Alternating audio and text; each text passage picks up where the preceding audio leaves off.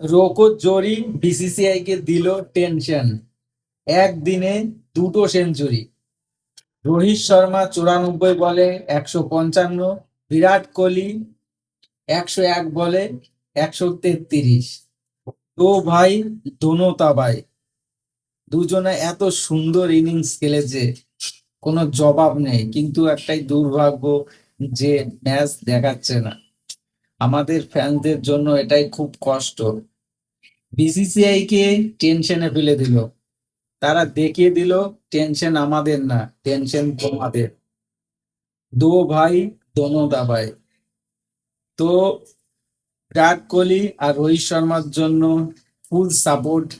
আর যারা যারা ভিডিওটা দেখছো তারা অবশ্যই একটা লাইক, কমেন্ট আর চ্যানেলটাকে সাপোর্ট করে তোমাদের ভাইকে একটু সাপোর্ট করো।